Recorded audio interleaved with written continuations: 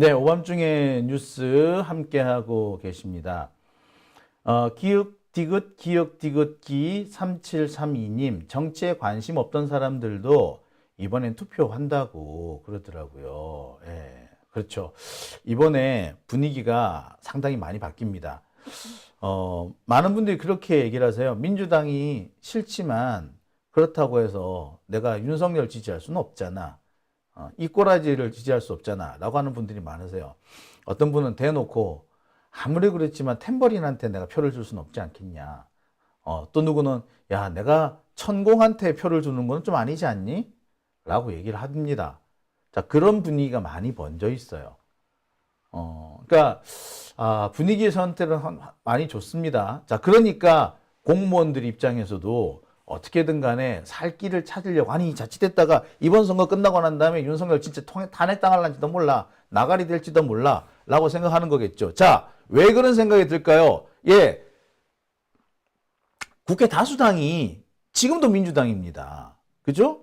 근데 솔직히 말해서 우리가 200석을 목표로 하고 있습니다만 200석 쉽지는 않잖아요. 그죠? 사실 어떻게 보면 약간 불가능한 표라고 보는 게 더 정확해요. 그런데 지금 공무원들도 뭐라고 얘기를 하느냐? 지금 이대로 가다가는 윤석열 탄핵당한다는 얘기를 자기들끼리도 끼리끼리 모여서 한대. 왜? 이거 탄핵 사유가 제법 쌓였다는 거야. 탄핵이라는 게 힘이 있으면 언제든지 할 수 있는데 문제는 명분, 꼬투리가 중요한 거 아니냐. 근데 이미 꼬투리 되게 많이 잡혔다. 솔직히 이 고개 아니면은 의결 정족수만 아니면 이미 끝났을 사안이다라는 얘기를 꽤 많이 한대요. 그런 얘들이 어떻게 했어? 정권 끝나고 난 다음 정권 종식 이후를 걱정 안 할 수가 없는 거죠. 네. 원선희님, 도주대사 사심이군요. 사심이 황상무. 예. 시민 사심이 수석이라는 말도 하시더라고요. 시민 사심이 수석. 예. 도주대사 시민 사심이 수석. 그렇죠.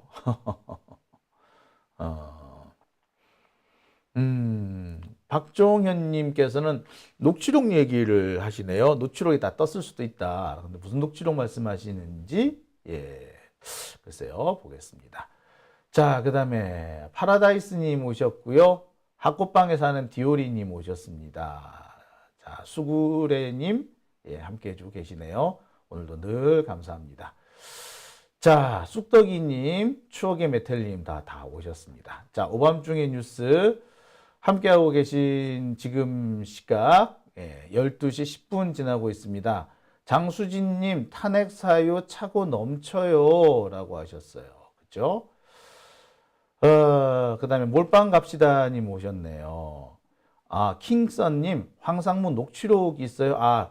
녹취록은 현재까지는 없습니다. 그리고 황상무 녹취록은 있다고 해도 공개가 안 될 가능성이 커요. 그리고 일단 내가 그런 말 한 적이 없다라고 발뺌을 한 게 아니라 내가 농담이었는데 실수했다라고 인정한 상태라서 그런 상태면 녹취록이 까질 가능성이 일단 없다라고 보는 게 맞고요. 이 사석에서 대화가 오간 경우에 기자들하고 취재원들하고 그럴 때는 녹취를 안 하는 걸 원칙으로 하고 녹취를 했다 하더라도 공개 안 하는 걸로 합니다. 그게 일종의 뭐라고 해야 되나 그거죠. 신사협정 같은 겁니다. 그러니까 아마 녹취록이 나오진 않았을 겁니다. 하지만 녹취록이 있을 수는 있어요. 예. 이재호님, 네, 감사합니다. K 나눔과 동행님, 3년은 못 기다립니다. 라고 하셨네요. 자, 감사합니다. 자, 문무님, 끝났네? 라고 하셨어요. 자, 오밤중의 뉴스 함께하고 계십니다. 자, 그러면 제가 준비한 첫 번째 주제는 여기까지 하고요. 이어서 두 번째 주제로 넘어가 보겠습니다. 국유화, 폐간, 어떤 대통령도 할 수 없는 일인데 감히 제가 어떻게 그런 말을 한다는 것입니까? 이치에 닿지 않는 말을 가지고 사람을 이렇게 몰약해서는 안 됩니다.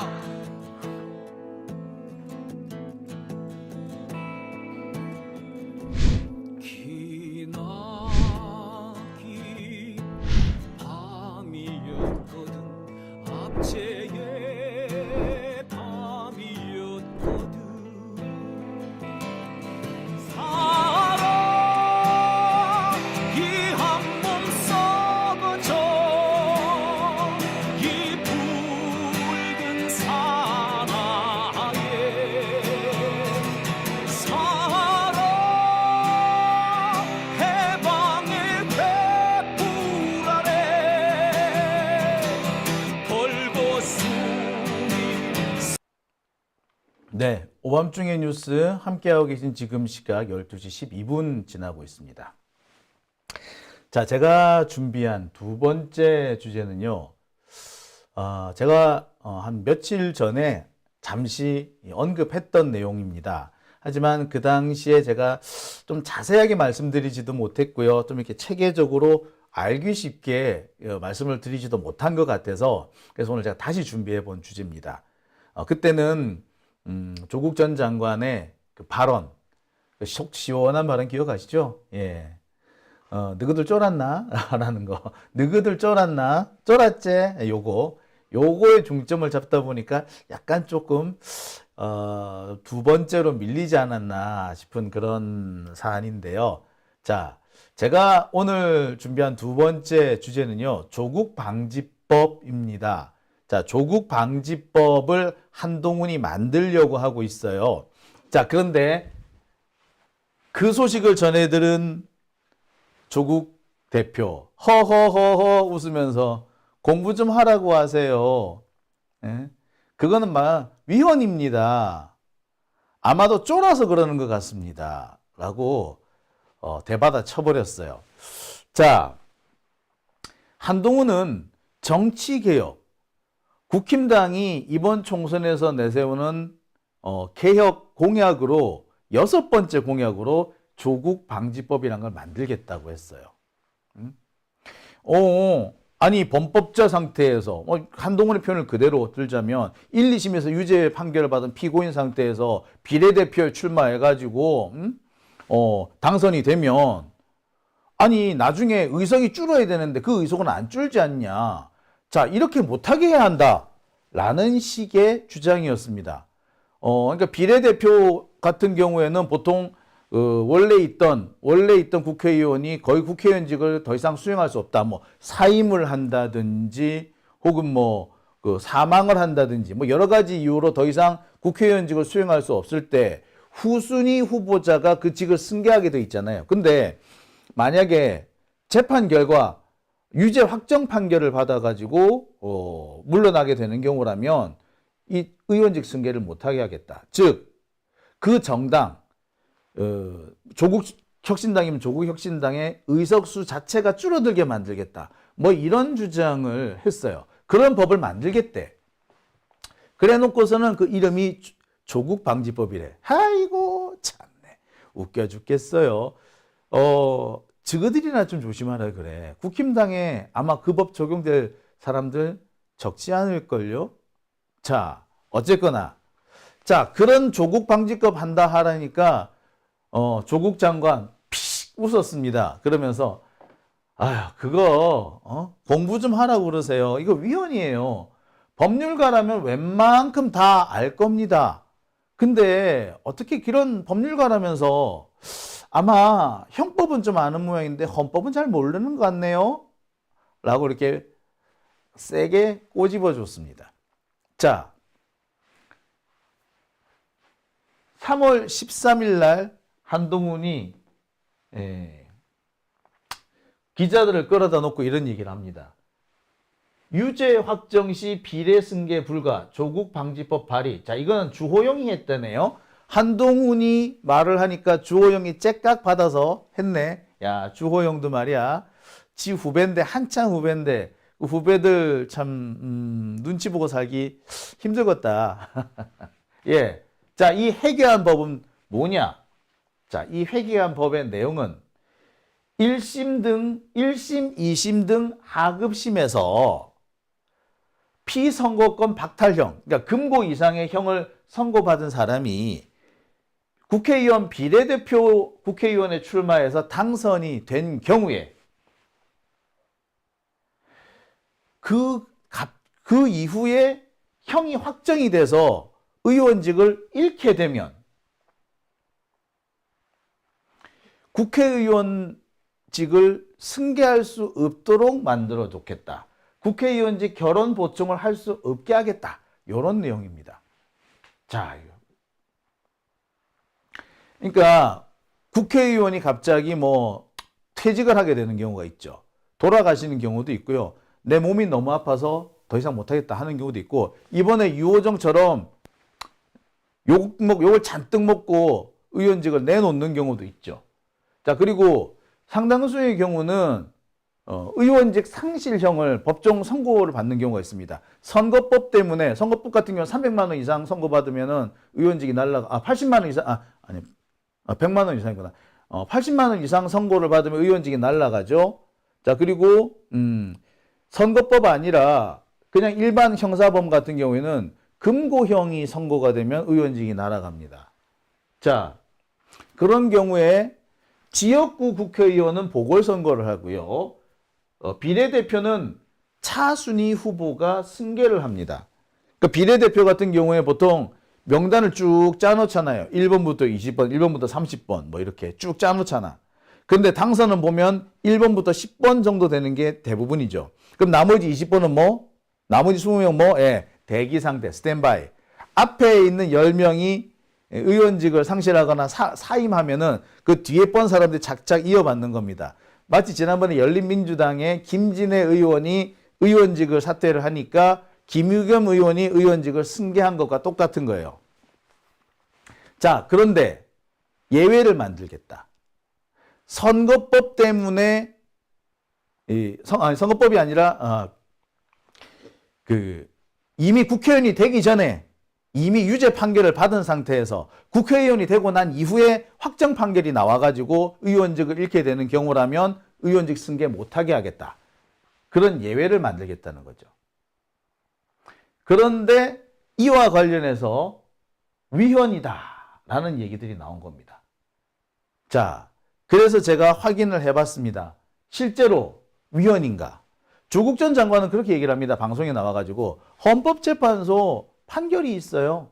헌법재판소에서 이와 똑같은 법 한번 위헌으로 판결한 적이 있습니다. 언제? 그것도 2009년에. 그러면서 한동훈 공부 좀 하라 그래. 이거 모르는 법률가가 어디 있니? 예, 맞습니다.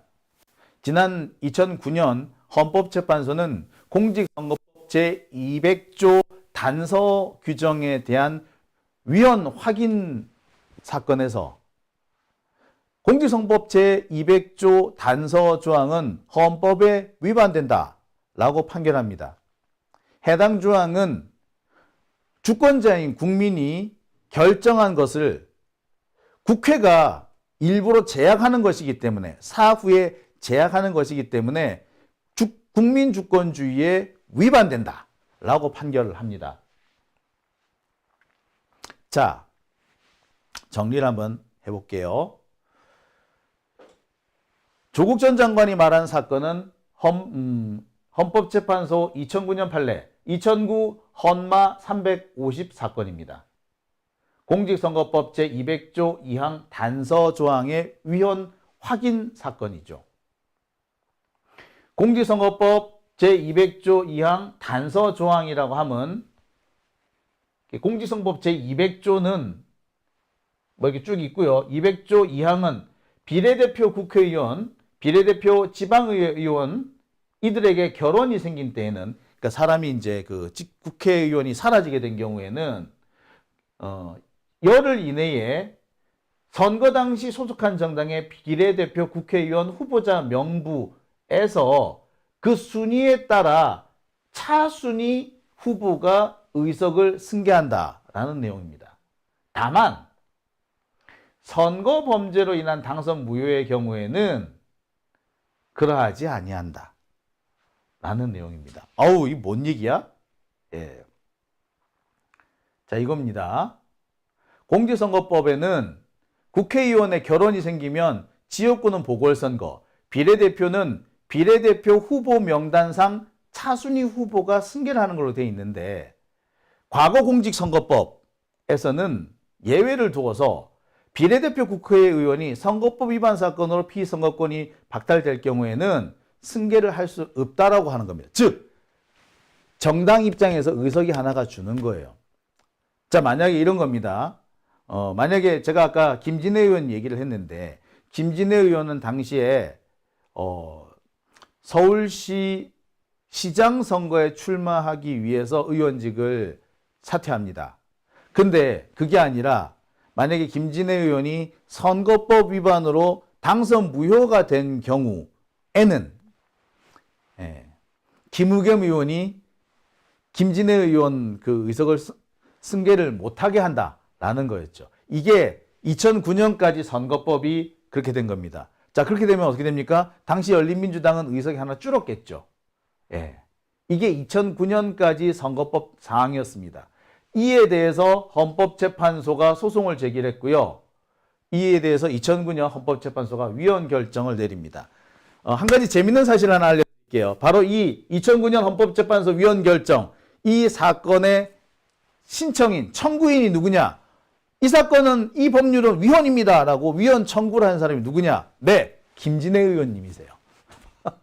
당시에 민주당 의원이셨거든요. 네.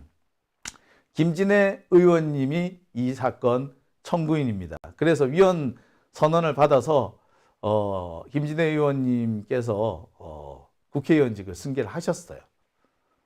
나중에 한번 찾아보시기 바랍니다.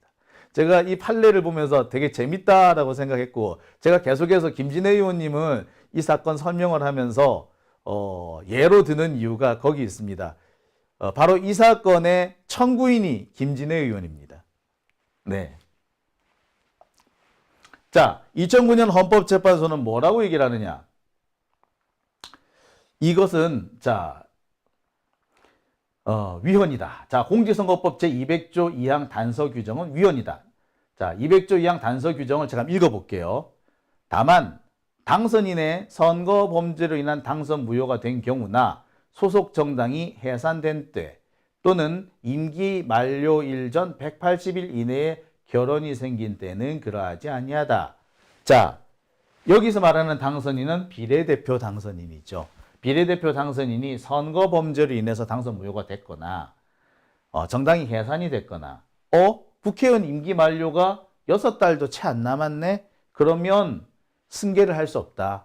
원래도 하자면은 결혼이 생기면 후순위가 승계를 해야 되는데 승계 못한다 라는 거죠. 그런데 이게 통째로 위헌이 나버렸다는 겁니다. 당시 왜 헌법재판소는 위헌 결정을 내렸느냐? 자, 당시 결정 내용을 좀 읽어보겠습니다. 자, 심판 대상 조항은 이게 좀 자막이 좀 이상하게 됐네요. 자, 자막에 잠깐 제가 손을 좀 보겠습니다. PPT를 만드는 과정에서 약간의 제약이 있었네요. 자, 그러면 다시 한번 보시겠습니다. 자, 그러면 다시 한번 제가 자세히 설명을 해드릴게요. 자, PPT 다시 한번 보시겠습니다. 자, 헌재 판결 사항을 제가 간단하게 정리를 해드리겠습니다. 이런 내용이에요. 자, 판결문을 그대로 제가 읽어보겠습니다. 심판 대상 조항은 200조 2항 단서규 조항을 말합니다. 선거범죄를 범한 비례대표 당선인 본인의 의원직을 박탈하는 것으로 그치지 않고 결혼된 의석의 승계를 인정하지 아니함으로써 결과적으로 그 정당의 비례대표 국회의원 의석을 할당받도록 한 선거권자들의 정치적 의사표명을 무시하고 왜곡하는 결과를 만든다. 자, 따라서 심판 대상 조항은 선거권자의 의사를 무시하고 왜곡하는 결과를 초래한다는 점에서 대의제 민주주의 원리에 부합하지 않는다고 할 것이다. 즉 뭐다? 아니, 국회의원 의석을 왜 네 맘대로 줄여? 그거는 국민이 정해준 건데 적어도 지역구 의석이라면 다시 뽑으면 그만이지만 비례대표는 국민이 이 정당에는 이만큼 의석을 줘 라고 결정한 건데 그걸 국회의회 니들이 왜 마음대로 바꿔? 그거 안 돼! 라고 판단을 내렸다는 것이죠. 왜 이러냐? 왜 이런 결정을 내렸느냐? 비례대표 의석은 국민이 정당에 대해서 투표한 것입니다. 그래서 야, 국힘당 니들은 10석만 가져. 야, 민주당 니들은 15석 가져. 야, 조국혁신당 니들 한 13석 좀 가져. 라고 국민들이 딱 정해줬단 말이야. 그런데 나중에 국회가 야, 한 석 빼! 야, 이거 한 석 빼! 이거 왜 네 맘대로 해? 이거 국민이 정해놓은 건데 야, 그건 위헌이야. 라고 판단을 내린 겁니다. 즉 국민이 결정을 한 건데, 이 의석 배분은 국민이 결정한 건데, 아니 그걸 왜 국회가 네 마음대로 바꿔? 그거는 국민주권주의에 어긋나지. 그래서 위헌이야 라고 한 겁니다. 그러니까 한이네요. 네.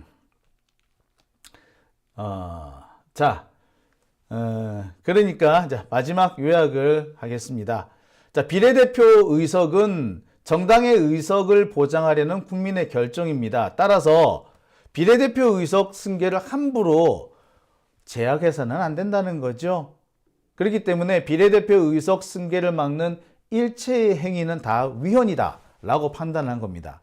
헌법재판소는 일단 2009년에 선거법 사건으로 당선 무효가 된 경우에는 승계를 못한다 라는 선거법 부분만 판단을 내렸으나, 판결 취지를 가만히 살펴보면 선거법 위헌뿐만 아니라 비례대표 의석의 승계를 막는 일체의 사안에 대해서는 위헌 선언을 한 것이다 라고 보는 게 맞는 거죠. 왜? 비례대표 의석은 국민이 해당 정당한테 야 이거는 니들 거 라고 정해줬기 때문이다. 그런데 그걸 왜 니들 마음대로 바꿔? 그건 아니지 라고 한 거죠. 그러니까 지금 현재 한동훈이 조국 방지법이라고 만든다는 거는 뭐다? 위헌이다. 한동훈 지는 이게 왜 위헌이 되죠? 참 무식한 놈인 거지. 자, 이게 왜 위헌이 되죠? 라고 했는데 그래 위헌이라고 나왔네. 만약에 민주당 쪽에서 이렇게 헛소리를 했다면, 만약에 민주당의 어떤 누구가 잘못 알아가지고 이렇게 막 했었다면 지금쯤 아주 비꼬고 조롱하고 난리도 아니었을 거 아닙니까? 옛날에 우리 김남국 의원에 대해서 이모 씨를 이모로 잘못 읽었다고 얼마나 씹고 뜯고 물고 뜯고 그랬어요. 근데 이거는 멀쩡하게 위헌이 맞는데 한동훈이 위헌 소지가 있나요? 이게 왜 위헌이죠? 라고 했으면 지가 법무부 장관까지 하고 지가 조선 제1검이라며. 조선 제1검 좋아하네. 이가 빠지 이 나간 조선검인갑다. 자, 지금도 안 들립니까? 녹차나라 농원님 안 들린다고 하셨어요. 오드리님 방송 상태 지금 좋다라고 하십니다. 자, 끊어졌던 얘기 다시 이어서 하면은요, 만약에 민주당 쪽 인사가 이렇게 위헌이 멀쩡히 맞는데 위헌이 아니라고 주장했다가 아이고 나중에 틀렸다는 게 확인됐으면 언론에서 뭐라고 했을까요? 지금쯤 그 사람 아주 놀림감으로 개작살이 났을 겁니다. 아니 이재명 대표가 이런 실수를 했었다면 어떻게 됐겠어요? 아이고 변호사다라더니 이재명 법을 잘 모른다, 한동훈한테 개처발렸다, 이렇게 기사 쓰지 않았을까요? 자, 그런데 지금 한동훈이 조국 장관한테 개처발렸네. 그런데 왜 이거 아무도 보도를 안 하죠? 한동훈 왜 그렇게 한동훈이 쪽팔리는 일은 보도 안 하려고 그러나? 그죠? 자, 이게 지금 현재 언론의 꼬라지입니다. 지들이 아무리 공정 떠들어도요, 공정하지 않다는 것은 지들 스스로가 이미 입증하고 있는 거죠. 김남국 이모 씨를 이모라고 불렀다, 읽었다 해가지고 그렇게 비꼬고 조롱하고 비웃던 것들이 위헌 결정이 났는데 이게 왜 위헌 소지가 있죠? 라고 주장하는 한동훈에 대해서 왜 아무도 비웃지 않죠? 에휴, 이러니 기레기 소리를 듣는 거 아니겠습니까? 그렇죠?